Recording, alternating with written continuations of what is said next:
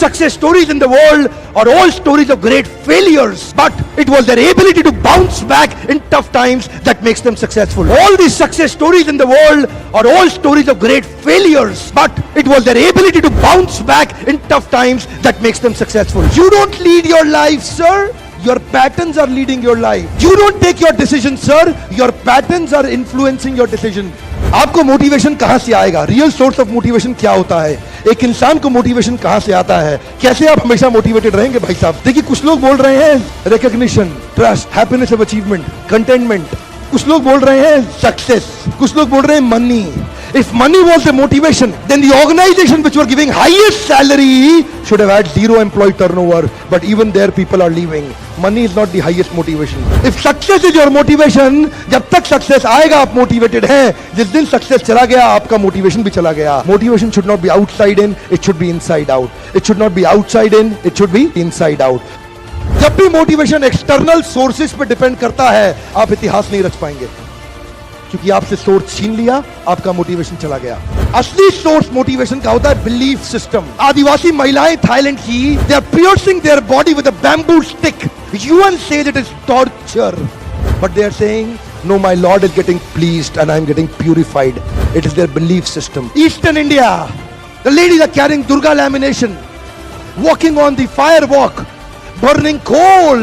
UN says torture, but she is saying no, I am getting purified because Durga Devi is getting pleased. It is their belief system. Belief system, sir.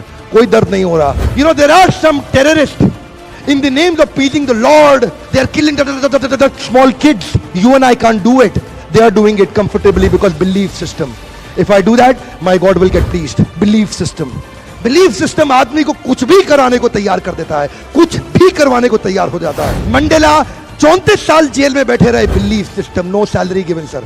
Belief system. Lincoln, Gandhi, Mandela, Teresa, anybody in the world, they have had powerful belief system. छोटे हाथी का बच्चा बड़ा शैतान होता है. उसको chain से महावत बांध देता है, वो चेन तोड़ने की कोशिश करता है, बहुत तोड़ने की कोशिश करता है, उसके घाव हो जाता है, खून निकल आता है. चेन तोड़ पाता है? यस नो, नहीं तोड़ पाता. धीरे धीरे हाथी का बच्चा बड़ा होता है, विशाल हाथी बन जाता है.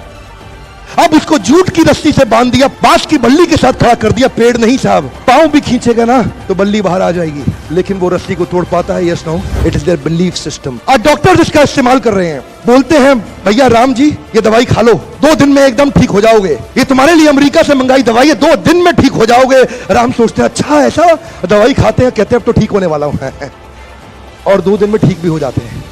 वो दवाई थी? नहीं, वो दवाई नहीं थी, वो एक खोखली गोली थी.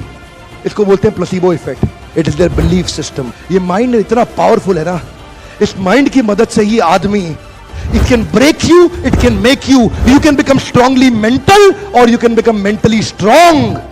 You can have a hopeless end or you can have an endless hope. Your belief system is right. आप जानते हैं उस लड़की को, अरुणिमा सिन्हा, यूपी के गांव से आई थी. ट्रेन की पटरी के नीचे उसको चेन छीनने के लिए कुछ लोगों ने धक्का दे दिया, दोनों पांव ट्रेन के नीचे आ गए, कट गई.